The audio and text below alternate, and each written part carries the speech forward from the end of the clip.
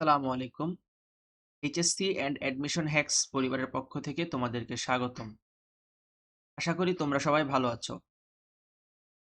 ব্যক্তিগত কিছু ব্যস্ততার কারণে অনেকদিন তোমাদের সামনে আসা হয় না। নতুন কোনো ভিডিও আমাদের চ্যানেলে আপলোড করা হচ্ছে না বেসিসে। তো ইনশাআল্লাহ এখন থেকে আবার রেগুলার হওয়ার চেষ্টা করব। তো তোমরা সকলেই জানো যে আগামী ২৭ তারিখ তোমাদের সমন্বিত কৃষি বিশ্ববিদ্যালয়ের ভর্তি পরীক্ষা, যেখানে ৭ টা কৃষি বিশ্ববিদ্যালয় একসাথে ভর্তি পরীক্ষা নিয়ে থাকে এবং সেখানে হিউজ নাম্বার অফ সিট রয়েছে তোমাদের সকলের জন্যই। বলা যায় এইচএসসি 20 ব্যাচের জন্য এটাই শেষ সুযোগ এডমিশনের। যাদের এখনো কোথাও জায়গা হয়নি তারা সহজেই কৃষিতে নিজের একটা সিট দখল করে নিতে পারো, কারণ কৃষিতে প্রশ্ন প্যাটার্ন খুব সোজা হয় এবং কাটমার্কও অত বেশি হয় না। ওকে, তো পরীক্ষার আগ পর্যন্ত আমি চেষ্টা করব ম্যাথ, ফিজিক্স এবং কেমিস্ট্রির কিছু কিছু চ্যাপ্টারের প্রশ্ন ব্যাংক অ্যানালাইসিস করে তোমাদের সামনে সহজ সাবলীল কিভাবে শর্টকাট ওয়েতে তোমরা সলভ করতে পারো প্রশ্নগুলা, আমি সেটা দেখানোর চেষ্টা করব। তো তারই ধারাবাহিকতায় কৃষি প্রশ্ন ব্যাংক অ্যানালাইসিস সিরিজের আজকে প্রথম ভিডিও। এটা হলো আমাদের উচ্চতর গণিত দ্বিতীয় পত্রের কনিক্স চ্যাপ্টার থেকে। এখান থেকে আমি কিছু প্রশ্ন কোশ্চেন ব্যাংক থেকে অ্যানালাইসিস করে তোমাদের জন্য বাছাই করেছি। সেগুলা কিভাবে তোমরা সহজ ওয়েতে সমাধান করতে পারবা সেগুলো নিয়ে আজকে তোমাদের সাথে কথা বলবো। ওকে, তো চলো দেরি না করে আমরা আমাদের আজকের ক্লাস শুরু করি। ওকে, দেখো এইটা কিন্তু আমাদের একটা কোশ্চেন ব্যাংক সলভ সিরিজ বলা চলে, কৃষি প্রশ্ন ব্যাংক সলভ। তো এখানে আমি তোমাদের টাইপ ধরে ধরে বেসিক পড়াবো না, টাইপ ধরে ধরে পড়ার জন্য আমার চ্যানেলে অনেক ক্লাস আছে, অনেক ভিডিও আছে। তোমরা চাইলে আমার চ্যানেলে প্লেলিস্ট করা আছে, আমার চ্যানেলে ঢুকে প্লেলিস্ট থেকে তোমাদের প্রয়োজন মতো ভিডিও তোমরা দেখে নিতে পারবে যদি তোমাদের কোনো স্পেসিফিক টাইপের প্রয়োজন হয়। আর যদি টাইপ খুঁজে না পাও সেইটা তোমরা আমাদের ফেসবুক পেজে জানাতে পারো অথবা ইউটিউবের ভিডিওতে কমেন্টের মাধ্যমে তোমরা জানাতে পারো, আমি ইনশাল্লাহ সেই টাইপগুলো কভার করার চেষ্টা করব।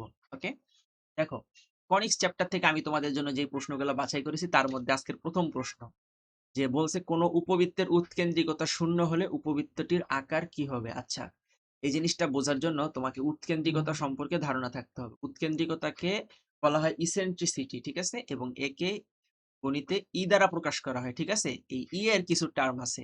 দেখো দেখো ই এর জন্য তোমাদের কিছু জিনিস তোমাদের বুঝতে হবে যে ইকুয়াল টু যদি তোমার শূন্য হয় ক্ষেত্রে তোমার সেটা হয় বৃত্ত। ঠিক আছে, ইকুয়াল টু যদি 1 হয় সেটা হয় তোমার পরাবৃত্ত।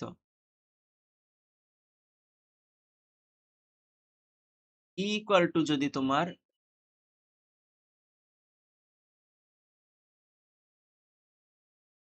সেকেন্ড,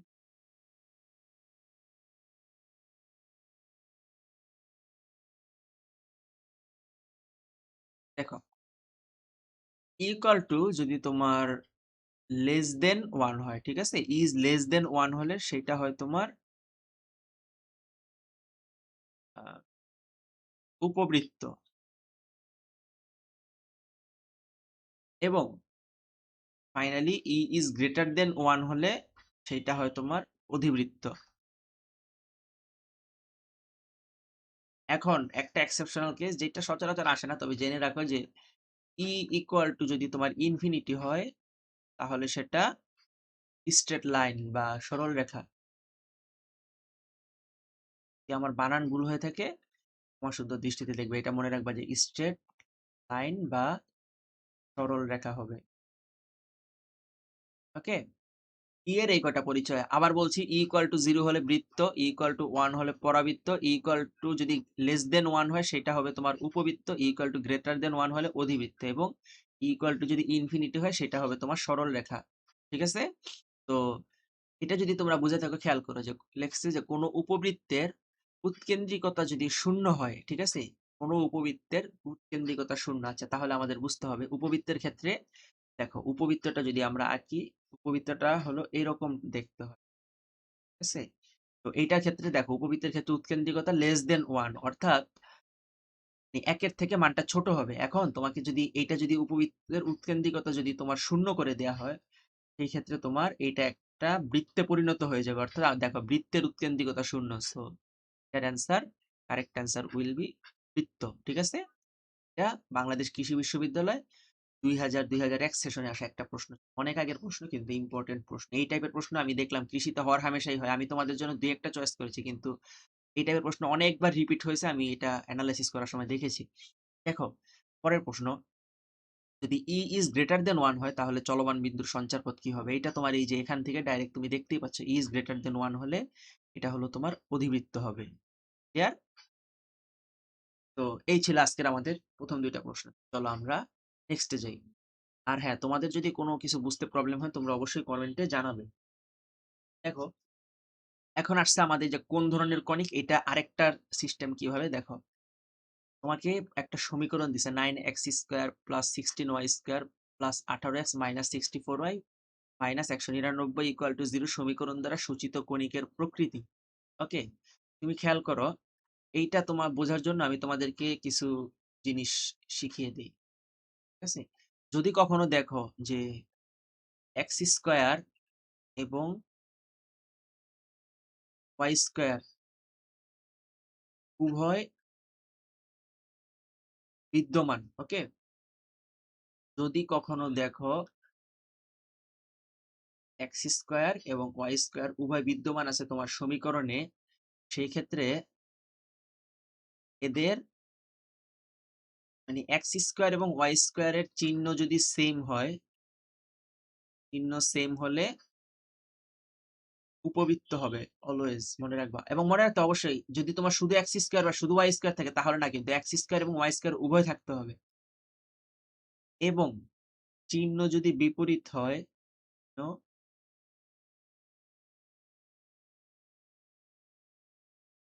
চিহ্ন যদি বিপরীত হয় তাহলে তোমার সেটা অধিবৃত্ত। ওকে, এই দুইটা জিনিস মনে রাখবা। এবং আরেকটা জিনিস মনে রাখবা যে x² এবং y² এর চিহ্ন সেম এবং সহগ যদি সেম হয়, সহগ সেম, এরকম হইলে সেটা তোমার বৃত্ত হবে। ক্লিয়ার? আশা করি এই ৩ টা কন্ডিশন তোমরা বুঝছো। তাহলে এই ২ টা প্রশ্ন তোমরা ইজিলি সলভ করতে পারো। খেয়াল করো। তোমার এখানে আছে 9x² প্লাস 16y²। খেয়াল করো তো x² এবং y² এই ২ টার চিহ্ন কি সেম? এটাও প্লাস, এটাও প্লাস। তো আমরা জানি যে চিহ্ন সেম হলে এটা ডেফিনিটলি তোমাদের উপবৃত্ত হবে। এটা সিলেট কৃষি বিশ্ববিদ্যালয় ২০১৮-১৯ আসা প্রশ্ন। সেম টাইপের আরেকটা প্রশ্ন আমি তোমাদের জন্য রেখেছি বোঝার জন্য। দেখো, এখানে আছে তোমার, খেয়াল করো, x² y² ২ টা আছে। এখন তোমরা একটু যদি এই ২ টার দিকে তাকাও, দেখো একটার সাইন পজিটিভ এবং একটার সাইন নেগেটিভ। তো ২ টা যদি তোমার বিপরীত চিহ্ন যুক্ত হয়, তোমাকে বলছিলাম কি যদি চিহ্ন বিপরীত হয় তাহলে সেটা ডেফিনিটলি অধিবৃত্ত হবে। ওকে? আশা করি তোমাদের এই টাইপটাও ক্লিয়ার। ঠিক আছে। এখন আমরা নেক্সট প্রশ্নে যাই। খেয়াল করো, এখানে তোমাদের বলছে যে এটাও তোমার পরাবৃত্ত থেকে একটা প্রশ্ন। দেখো, কনিক্স চ্যাপ্টার থেকে মূলত বেশি প্রশ্ন হয়ে থাকে আমাদের পরাবৃত্ত থেকে। আর উপবৃত্ত, অধিবৃত্ত থেকে মাঝে মাঝে কিছু প্রপার্টি আসে। ওইরকম কঠিন জিনিস আমাদের উপবৃত্ত, অধিবৃত্ত থেকে আসে না। ওকে? দেখো, তোমাকে এখানে বলছে y² = 4x পরাবৃত্তের দ্বিকাক্ষের সমীকরণ কত?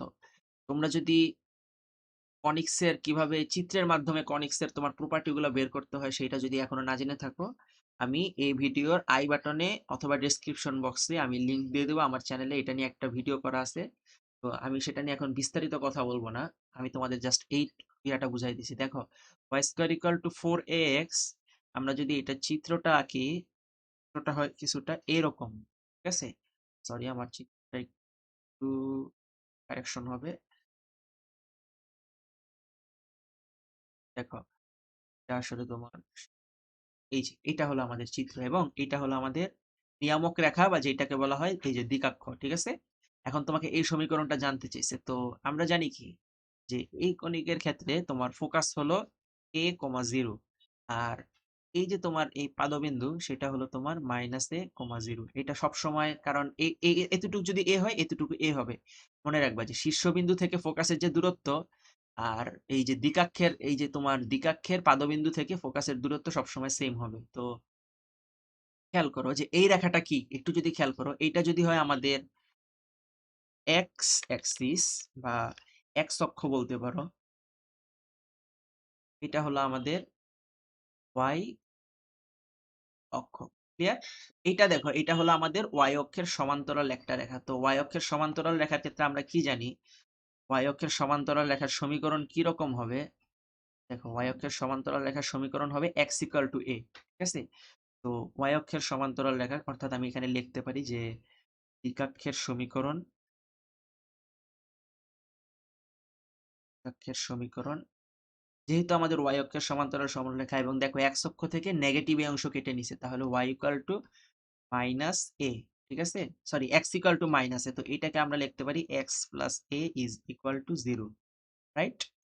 এই যে দেখো, এর ডি নাম্বারটা হলো আমাদের কারেক্ট অ্যান্সার ডেফিনেটলি। ক্লিয়ার? এটাই যে বাংলাদেশ কৃষি বিশ্ববিদ্যালয়ে 2003 সালে আসা একটা প্রশ্ন। ওকে, আমাদের পরবর্তী প্রশ্নে যাই। এটা বাংলাদেশ কৃষি বিশ্ববিদ্যালয়ের একটা প্রশ্ন, 2004-05 সেশনে আসা। বলছে যে Y square equal to minus four X পরাবৃত্তের উপকেন্দ্রিক লম্ব ও নিয়ামকের মধ্যবর্তী দূরত্ব কত?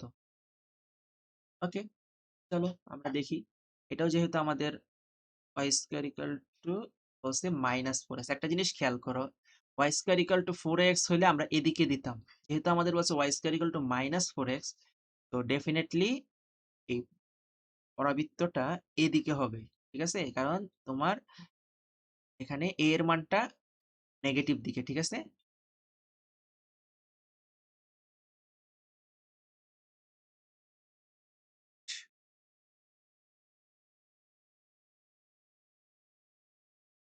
ওকে, খেয়াল করো, তোমার ডেফিনেটলি পরাবৃত্তটা হবে এরকম। ঠিক আছে, আর এইটা, এই আমাদের নিয়ামক রেখাটা হবে তাহলে এই পাশে, যেহেতু তোমাকে বলছে উপকেন্দ্রিক লম্ব, অর্থাৎ এইটা যদি তোমাদের ফোকাস বা উপকেন্দ্র হয়, দেখো আমরা এখান দিয়ে যে লম্বটা টানবো সেটা হলো ফোকাস বা উপকেন্দ্রিক লম্ব।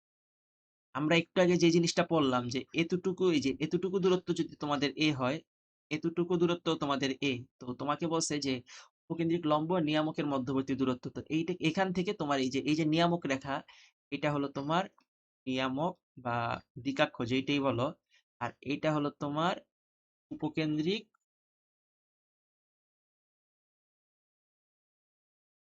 লম্ব। দেখো মাঝখানের দূরত্বটা হলো টু এ। রাইট?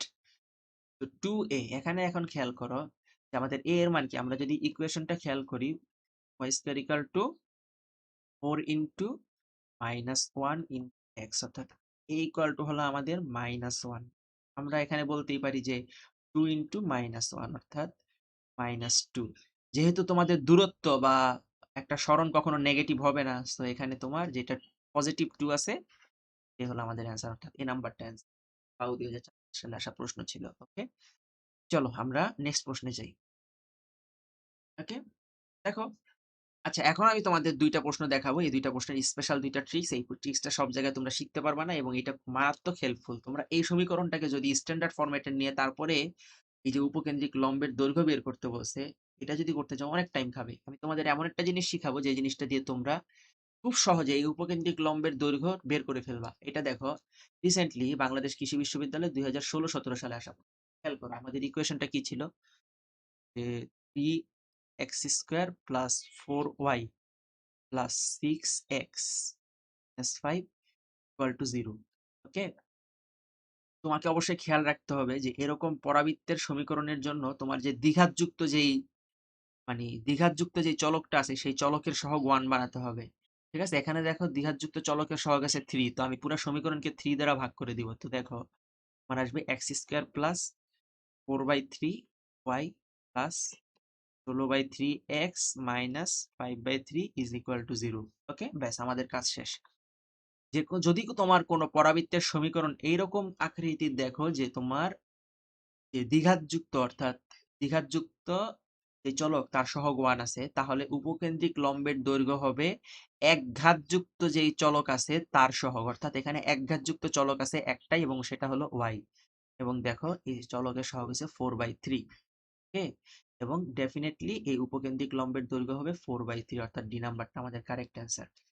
আমাদের কত সহজে আমরা এটা করে ফেললাম, কিন্তু এই জিনিসটা তোমরা যদি স্ট্যান্ডার্ড ফরম্যাটে নাও, X square equal to four Y আকারে বানাবা, এটা প্রচুর টাইম খাবে। ওকে, এই জিনিসটা ভালো করে খেয়াল শিখে রাখবা এবং যদি পরীক্ষায় কমন পাও ভাইয়াকে জানাবা। খেয়াল করো, আমরা পরবর্তী আরেকটা প্রশ্ন দেখবো, এইটার একটা মারাত্মক ট্রিক্স আছে।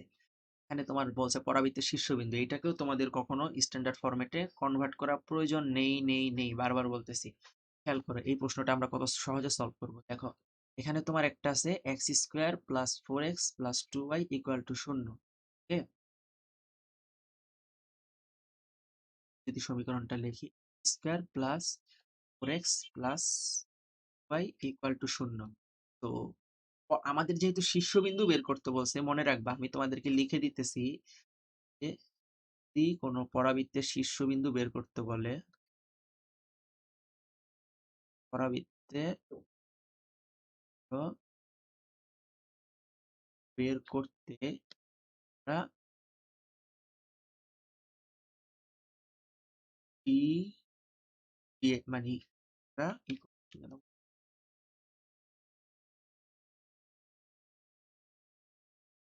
আমরা ডিফারেন্সিয়েট করব, ঠিক আছে? কার সাপেক্ষে করব এটা তোমাদের হলো ইম্পর্টেন্ট, অবশ্যই যেটা তোমার দ্বিঘাতযুক্ত চলক আছে তার সাপেক্ষে, অর্থাৎ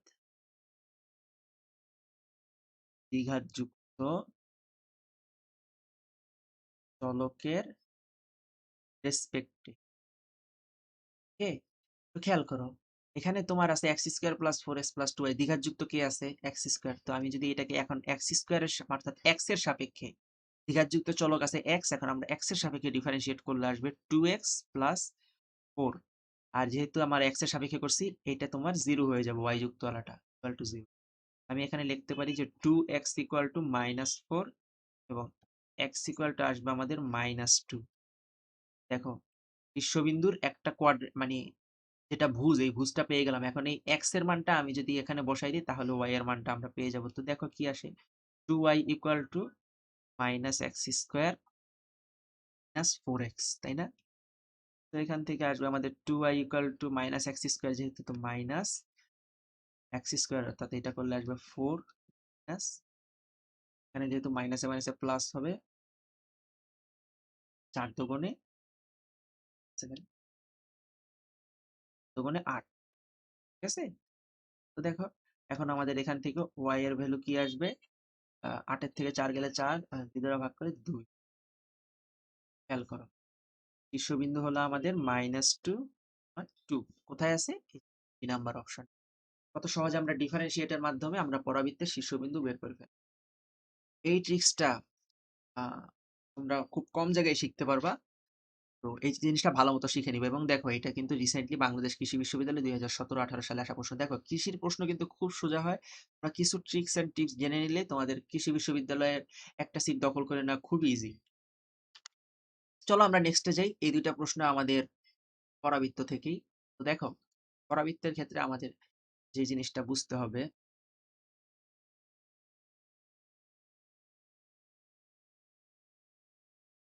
দুইটা শর্ত আমি লিখে দিই। সেটা হলো যে y square equal to 4ax, ঠিক আছে? 4ax যদি y ইকুয়াল টু mx কে, এটা কিন্তু একটা সরল রেখা, অর্থাৎ এটা হলো আমাদের পরাবৃত্ত এবং এটা হলো আমাদের সরল রেখা। যদি তোমার এই পরাবৃত্তটা এই সরল রেখাকে স্পর্শ করে, আচ্ছা এখানে তোমার mx প্লাস c, ঠিক আছে, y equal to mx plus c, তাহলে c equal to a by, এই শর্তটা খুব ইম্পর্টেন্ট, এটা তোমরা মাস্ট স্টার, ঠিক আছে? আর যদি তোমার x square equal to 4ay, এটা হলো তোমার সেকেন্ড শর্ত, ঠিক আছে? X square equal to 4ay যদি y equal to mx plus c কে কাজ করে বা স্পর্শ করে,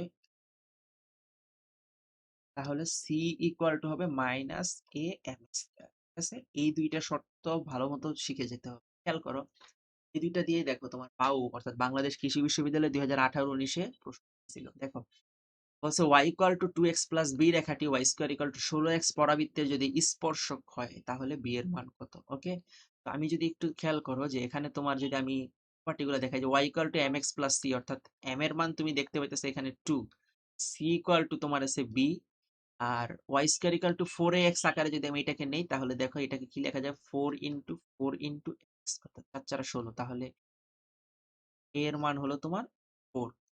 তাহলে তোমার এখানে যেহেতু b এর মান জানতে চাইছে তাহলে আমাদের দেখো যে আমরা লিখতে পারি যে c ইকুয়াল টু a/m। যেহেতু তোমার এই যে এখানে শর্তটা তুমি জানো, c এর জায়গায় তুমি b লেখো, b ইকুয়াল টু a এর মান কত আছে 4 আর m এর মান আছে 2, তাই না? তো 4 দিয়ে 2 কে 4 কে 2 দ্বারা কাটো, এখানে আসবে তোমাদের 2। 2 কোথায় আছে? এই যে বি নাম্বার, এই বি নাম্বার হলো ডেফিনেটলি আমাদের অ্যান্সার। ক্লিয়ার? এখন খেয়াল করো, তোমাকে বলছে y square equal to 2x plus 2 এবং y square equal to 4x যদি পরস্পরকে স্পর্শ করে তাহলে উপকেন্দ্রিক লম্বের দৈর্ঘ্য কত? আচ্ছা, তাহলে আমরা এখান থেকে a এর মানটা আগে বের করার চেষ্টা করি। আমরা কি জানি দেখো তো, এখানে m এর মান 2, c এর মান 2। তো আমাদের a এর মান বের করা কোনো ব্যাপার? আমরা কি জানি যে c ইকুয়াল টু a/m। তো যেহেতু স্পর্শ করছে, তো খেয়াল করো c এর মান আছে আমাদের 2, a/m এর মান হলো আমাদের 2, তাই না? তার মানে a ইকুয়াল টু আসে আমাদের কত? 4। তো আমরা উপকেন্দ্রিক লম্বের দৈর্ঘ্য কি জানি যে তোরা ঠিক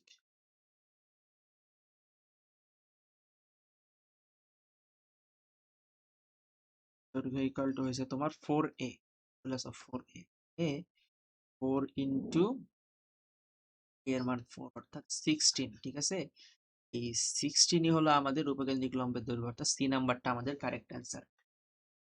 ওকে, এগুলা এই যে দেখো, এই যে লাস্ট প্রশ্নটা, এটা সিলেট কৃষি বিশ্ববিদ্যালয় 12-13 সালে আসা প্রশ্ন ছিল।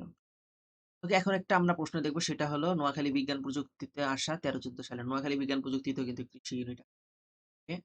দেখো তোমাকে বলছে এক্স ইকুয়াল টু এটি স্কোয়ার এবং ওয়াই ইকুয়াল টু 280 পরামিতিক সমীকরণ নির্দেশ করলে সঞ্চার পথটি একটি কি হবে? আচ্ছা, দেখো এই টাইপের যদি দেখো পরামিতিক সমীকরণ, তোমরা চেষ্টা করবা কিভাবে ওয়াই এবং এক্স কে সমন্বয়। দেখো আমাদের দেওয়া আছে ওয়াই ইকুয়াল টু 280, ঠিক আছে? আমরা যদি উভয় পক্ষকে বর্গ করে দিই, দেখো কি আসে, y square equal to 4a square t square. এখান থেকে আমি লিখতে পারি y square equal to 4a into a t square, তাই না? এখান থেকে একটু খেয়াল করো তো, আমি কি লিখতে পারি? 4a ইন্টু,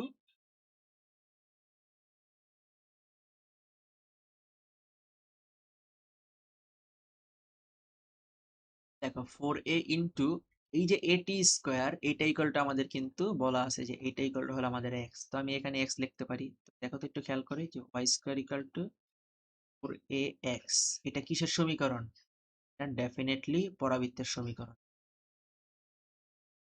পরাবৃত্ত আছে আমাদের, পরাবৃত্ত সি নাম্বার পরাবৃত্ত আছে। ক্লিয়ার? আশা করি তোমাদের কাছে ক্লিয়ার। এরপর আমরা নেক্সট প্রশ্নে যাই।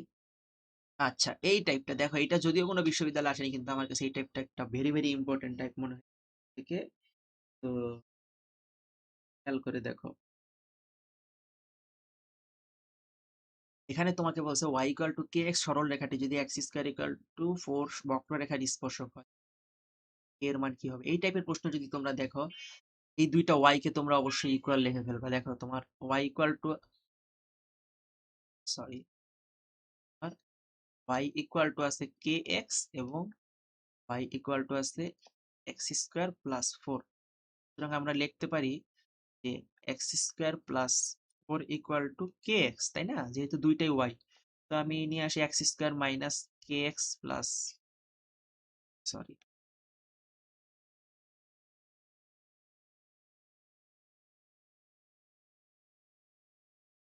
X square minus k x plus 4 is equal to 0। এটা হলো আমাদের একটা সমীকরণ, আসলে দ্বিঘাত সমীকরণ। এখন মনে রাখবা যে যদি এই এক সরল রেখাটা বক্ররেখাকে স্পর্শ করে তাহলে দ্বিঘাত সমীকরণের নিশ্চয়ক ইকুয়াল টু 0 হবে। এটা অলওয়েজ দ্বিঘাত সমীকরণের নিশ্চয়ক ইকুয়াল টু 0। সরল রেখা বক্ররেখাকে স্পর্শ করলে দ্বিঘাত সমীকরণের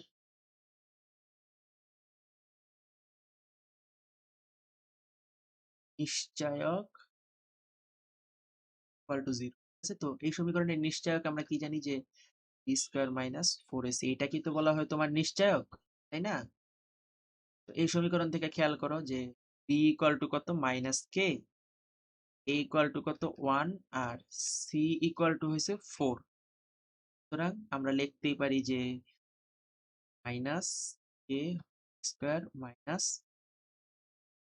4 ইন্টু 4 ইকুয়াল টু লেখো কে স্কোয়ার ইকুয়াল টু 16।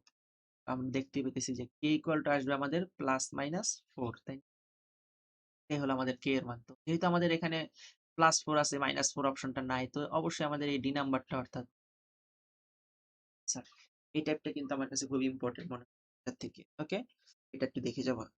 এরপর আমরা নেক্সট প্রশ্নে যাই। এটা সিলেট কৃষি বিশ্ববিদ্যালয় 2005-6 সালে আসা প্রশ্ন। আচ্ছা, এখানে বলছে y equal two x square বক্ররেখার 1 2 বিন্দুতে স্পর্শকের ঢাল।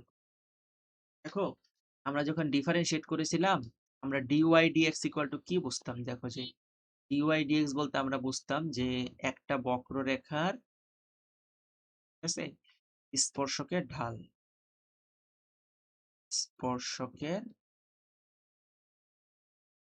এই জিনিসটা একটু মনে রাখো, তাহলে তোমাদের ডিফারেন্সিয়েশন থেকে এটা বেড়ে যাবা। দেখো তোমাকে যেহেতু একটা বক্ররেখা আছে আর স্পর্শকের ঢাল বলছে, অবশ্যই বুঝতে হবে তোমার এখানে ডিফারেন্সিয়েট করা লাগবে। তো আমার এখানে y ইকুয়াল টু আছে এক্স স্কোয়ার। তো আমি যদি ডিফারেন্সিয়েট করি যে ডিওয়াই ডিএক্স ইকুয়াল টু আসবে আমাদের 2x, তাই না? তাহলে এটাই হলো আমাদের এই বক্ররেখার স্পর্শকের ঢাল। এখন একটা নির্দিষ্ট পয়েন্ট বলে দিছে যেহেতু, তাহলে 1 2 বিন্দুতে ডিওয়াই ডিএক্স এর মানটা লাগবে আমাদের ডিওয়াই এক্স ইকুয়াল টু, দেখো আমি এক্স এর জায়গায় 1 বসাই, খেয়াল করো 2 একে 2 অর্থাৎ 2। তো এই যে দেখো ডি নাম্বার 1 2 বিন্দুতে স্পর্শকের ঢাল হলো এই যে আমাদের 2, অর্থাৎ নাম্বারটা আমাদের অ্যান্সার। কত সহজে আমরা করছি। এরপরে দেখো ক্ষেত্রফল, ঠিক আছে, ক্ষেত্রফল নিয়ে আমাদের কিছু কথাবার্তা আছে। এখানে তোমার বলছে y square equal to 4x পরাবৃত্ত এবং y ইকুয়াল টু x সরল রেখা দ্বারা আবদ্ধ ক্ষেত্রের ক্ষেত্রফল কত। ওকে, তো কয়েকটা ক্ষেত্রফলের জন্য সূত্র মাস্ট, এগুলো তোমাদের মনে রাখতে হবে। y square equal to 4ax এবং y ইকুয়াল টু mx এর দ্বারা, এই দুইটা জিনিস দ্বারা আবদ্ধ ক্ষেত্রের ক্ষেত্র, আছে ক্ষেত্রফলকে আমরা ডেল্টা দ্বারা প্রকাশ করি, equal to 8/3 square by m cube. এটা হলো আমাদের একটা প্রথম। এবং যদি তোমার এইটা এমন হয় যে x square equal to 4ay এবং y ইকুয়াল টু mx দ্বারা আবদ্ধ, কি হবে ডেল্টা ইকুয়াল টু, এটা জাস্ট হবে 8/3 a square into m cube, ঠিক আছে? তো দুইটা। এরপরে যে জিনিসটা আমার লাগবে এটা হলো, মনে করো তোমাকে বললো যে x square equal to 4ay এবং y square equal to 4ax, অর্থাৎ দুইটা পরাবৃত্ত দ্বারা আবদ্ধ অংশের ক্ষেত্রফল। এটা ডেল্টা ইকুয়াল টু হচ্ছে হলো বাই 3a স্কয়ার। তিনটা সূত্র তোমাদের মাস্ট। এখন এই ম্যাথটার ক্ষেত্রে খেয়াল, এখানে আমাদের y square equal to 4x এবং y ইকুয়াল টু mx আকারে আছে। তো এখানে দেখো আমরা কি করতে পারি, এতক্ষণ কিন্তু আমি জাস্ট তোমাদের সূত্র দেখালাম, এখন তোমাদেরকে এই ম্যাথটা দেখাচ্ছি। খেয়াল করো, আমরা যদি একটু তাকাই যে এখানে আমাদের আছে y square equal to 4x, অর্থাৎ আমি বলতেই পারি যে a ইকুয়াল টু হয়েছে আমাদের 1 এবং y ইকুয়াল টু x। এখান থেকে আমি বলতেই পারি যে এর মানও আমাদের 1। তো এখানে আমাদের অ্যান্সারটা যদি ডেল্টা বের করতে চাই, delta equal to 8/3 a square by m cube. তো 1 কে কিউব করে স্কয়ার করে সব তো একই, তো অ্যান্সারটা হবে আমাদের 8/3। আমাদের বি নাম্বার অপশন আমাদের অ্যান্সার। ঠিক আছে, তাহলে তোমাদের নেক্সট প্রশ্ন। দেখো এতক্ষণ আমরা পরাবৃত্ত নিয়ে কথাবার্তা বলছি, এখন আমরা উপবৃত্ত নিয়ে কথাবার্তা বলবো। ঠিক আছে, খেয়াল করো তোমাকে বলছে যে 9x square plus 25y square equal to 225 হলে উপবৃত্তের কেন্দ্রিক লম্বের দৈর্ঘ্য কত। এটা তোমার বাংলাদেশ কৃষি বিশ্ববিদ্যালয়ে 2015-16 সালে আসা প্রশ্ন। আমরা যদি একটু এই উপবৃত্তটাকে একটু স্ট্যান্ডার্ড ভাবে লেখার চেষ্টা করি, দেখো x square 9x square by 225 plus 25y square by 225 equal to 1, তাই না?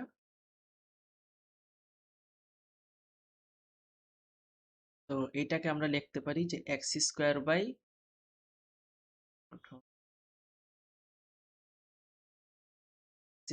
25 প্লাস y স্কোয়ার বাই 16 না, সরি, কিন্তু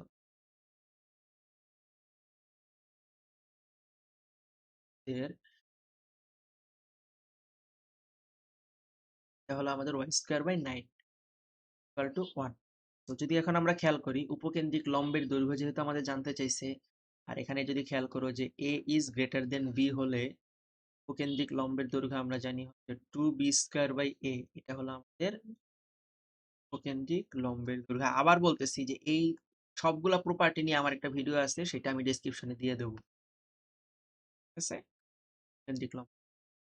এখন খেয়াল করো যে উপকেন্দ্রিক লম্বের দৈর্ঘ্য যদি আমাদের জানতে চাই, এখন এখান থেকে আমাদের a এর মানও জানি, b এর মানও জানি। তো এখান থেকে আমরা কিভাবে বের করতে পারি? তো আমাদের a এর মান হলো এখানে 5 আর স্কোয়ারের মান হলো, সুতরাং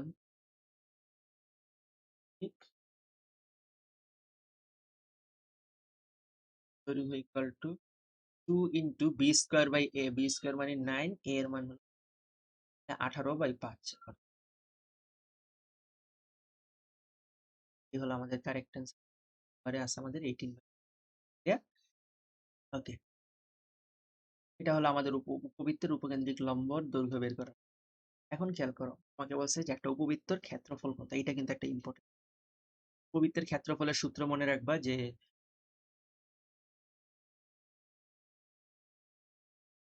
x square by a square plus square by b square equal to 1। এই উপবৃত্তের ক্ষেত্রফলকে যদি ডেল্টা দ্বারা প্রকাশ করি, পাই এ বি, তার মানে আমাদের এই সমীকরণ থেকে এ এবং বি এর মান খুঁজে বের করা লাগে। যদি সমীকরণটা একটু দেখি, যে x square by √3 whole square লিখতে পারি plus y square by √3 square equal to 1, তাই না? এ ইকুয়াল টু আমাদের √3 এবং বি ইকুয়াল টু হয়েছে আমাদের √3, তাই না? তো সুতরাং ডেল্টা ইকুয়াল টু কি হবে? পাই ইন্টু √3 3 পাই, স্যার, এবং সেটা number of. Okay, I hope তোমরা ক্লিয়ার। বাংলাদেশ 18 একটা প্রশ্ন।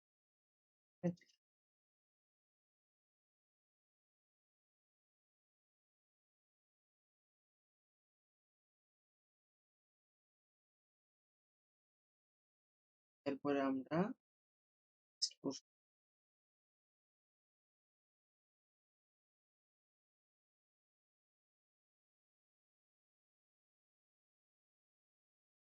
করে আমাদের উপবৃত্ত প্রশ্ন আছে, যে হচ্ছে সিলেট কৃষি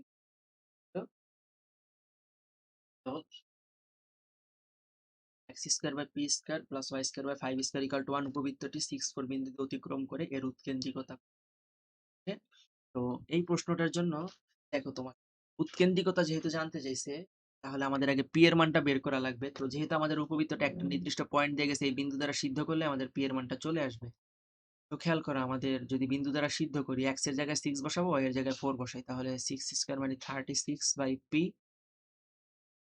প্লাস 4 দ্বারা সিদ্ধ করলে 16/25 ইকুয়াল টু 1।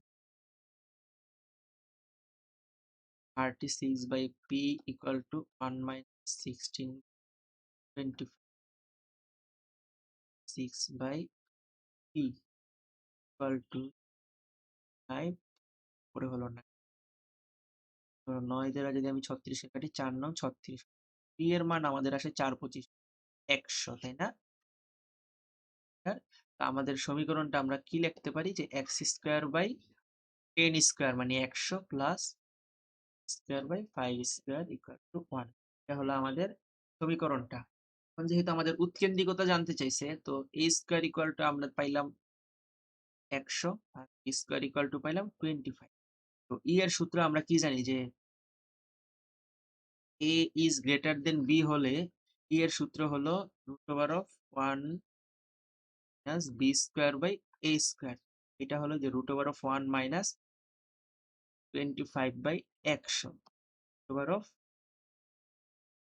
এটা হলো 1/4 পরে হলো, অর্থাৎ অ্যান্সার হবে আমাদের √3/2। ঠিক আছে, যে এ নাম্বারটা আমাদের আছে √3/2 উৎকেন্দ্রিক। আমরা নেক্সট প্রশ্ন, এখানে তোমাকে বলছে এই একটা উপবৃত্ত 4x² + y² = 2 উপবৃত্তের বৃহৎ অক্ষ এবং ক্ষুদ্র অক্ষ অক্ষের দৈর্ঘ্য যথাক্রমে কত?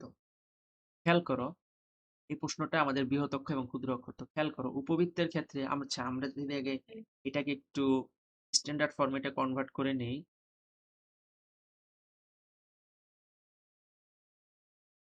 এটা ছিল আমাদের ছিল 4x²। আচ্ছা, আমি 2 দ্বারা ভাগ করে দিই, প্লাস আমাদের x²/2 প্লাস স্কোয়ার/2 ইকুয়াল টু 1। তো আমরা এখানে দেখতেই পেতেছি যে বি ইজ গ্রেটার দেন এ, তাই, কারণ স্কোয়ারের মানটা স্কোয়ারের মান থেকে বড়। এখন এই উপবৃত্তটার চিত্র কেমন হবে একটু যদি খেয়াল করি, দেখো, যেহেতু আমাদের বি ইজ গ্রেটার দেন এ, উপবৃত্তটা হবে এইরকম।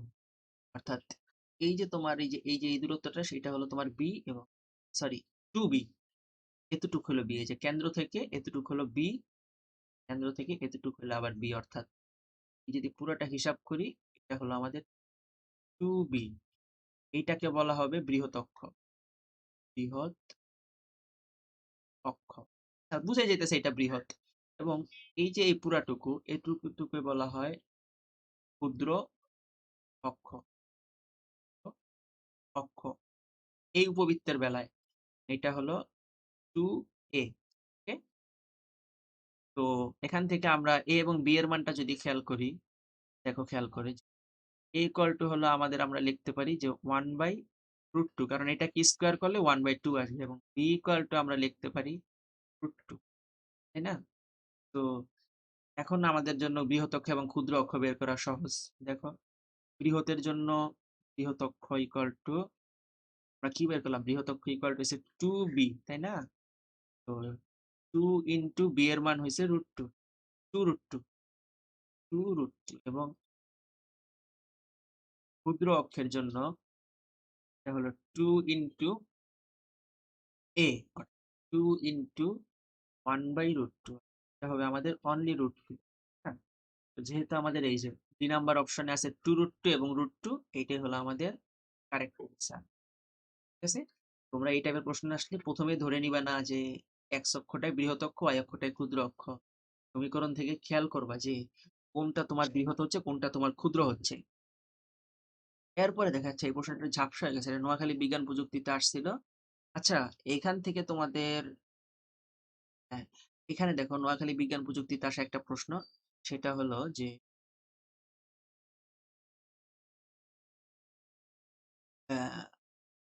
x²/144 মাইনাস y²/25 অধিবৃত্তের উৎকেন্দ্রিকতা কত? খেয়াল করো, অধিবৃত্তের ক্ষেত্রে উৎকেন্দ্রিকতার সূত্র হয়েছে √1 প্লাস স্কোয়ার/a²। ঠিক আছে, এখানে মানগুলো আমি দেখতেই পাইতেছি, বি স্কোয়ারের মান হয়েছে 25 আর এ স্কোয়ারের মান হয়েছে 144। তাহলে লিখতেই পারি √144/25 প্লাস 144 ইকুয়াল টু √169/144, অর্থাৎ 13/12। এ হলো আমাদের কারেক্ট অ্যান্সার। অর্থাৎ এই যে এ নাম্বার অপশনে আমাদের 13/12 আছে, এই আমাদের অধিবৃত্তের উৎকেন্দ্রিকতা।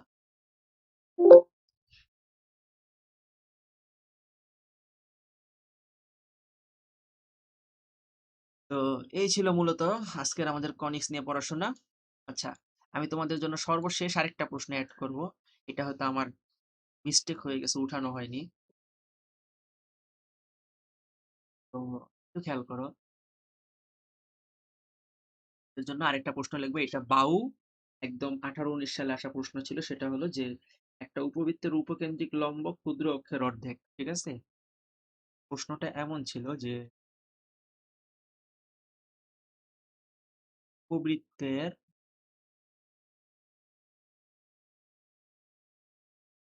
কেন্দ্রিক লম্ব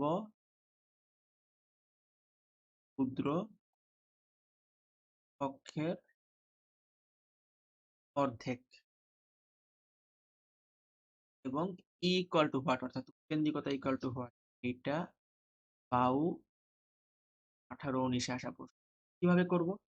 তোমাকে আমি একটু আগে শিখাইছিলাম যে ক্ষুদ্র অক্ষ, ঠিক আছে? এখন দেখো এখানে কিন্তু তোমার কোনো সমীকরণ দেওয়া নেই। সমীকরণ দেওয়া না থাকলে অবশ্যই ধরে নিবা যে বৃহৎ অক্ষটা হলো এক্স অক্ষ এবং ক্ষুদ্র অক্ষটা হলো ওয়াই অক্ষ। ওকে, তো ক্ষুদ্র অক্ষের জন্য তাহলে আমরা বলতে পারি যে 2b, এবং তোমাকে বলছে ক্ষুদ্র অক্ষের অর্ধেক, 2b/2 ইকুয়াল টু হয়েছে আমাদের উপকেন্দ্রিক, উপকেন্দ্রিক লম্ব। হ্যাঁ, উপকেন্দ্রিক লম্বের জন্য আমরা কি জানি? উপকেন্দ্রিক লম্বের দৈর্ঘ্য হলো 2b² / a, তাই না? তো এখানে দেখো 2 2 কাটা যায়, এখানে স্কোয়ারটা এবং একটা বি কাটা যায়। হ্যাঁ, তুমি এখানে লিখতে পারো যে 2b is equal to a, এবং তুমি এখানে এটাও লিখতে পারো যে b/a ইকুয়াল টু 1/2। এখন আমি যদি উভয় পক্ষে বর্গ করে দেই তাহলে b²/a² ইকুয়াল টু আসবে আমাদের 1/4। হ্যাঁ, এখন আমরা যদি উভয় পক্ষ থেকে 1 মাইনাস, মানে 1 মাইনাস উভয় পক্ষ করি, 1 minus b²/a² equal to 1 minus 1/4। দেখো একটা জিনিস খেয়াল করে যে এখন আমরা উভয় পক্ষে রুট করব, 1 minus root over b² minus b² equal to, দেখো 1 এটা তোমার আসে ইকুয়াল টু লিখতেই পারো যে 4 4 মাইনাস রুট ওভার অফ 3/4। এখন তুমি খেয়াল করো যে এই যে তোমার root over of 1 minus b²/a², এটাকে আমরা লিখতে পারি ই এর সূত্র এটাই, এটা হলো আমাদের √3/2। দেখো ইকুয়াল টু আমাদের √3/2 আসলো। এটাই হলো আমাদের কারেক্ট অ্যান্সার, যে ইকুয়াল টু, এটাই আমাদের জানতে চেয়েছিল যে equal to what, equal to হয়েছে আমাদের রুট। এই প্রশ্নটা আমার উঠাইতে হয়তো ভুলে গেছিলাম। তো এই ছিল আমাদের কনিক্স এর প্রশ্ন ব্যাংক অ্যানালাইসিস। তো আমাদের সিরিজের প্রথম ভিডিওটা তোমাদের কেমন লাগলো জানাবে, আর কৃষি বিশ্ববিদ্যালয় সম্পর্কিত আরো নতুন নতুন ভিডিও পেতে আমাদের চ্যানেলের সাথেই থাকবে। তো এই ছিল আজকের ক্লাস। ধন্যবাদ তোমাদের সবাইকে। ভিডিওটি ভালো লাগলে বন্ধুদের সাথে শেয়ার করবে, লাইক কমেন্ট শেয়ার এবং সাবস্ক্রাইব করবে আমাদের চ্যানেল। আসসালামু আলাইকুম ওয়া রাহমাতুল্লাহি ওয়া বারাকাতুহু।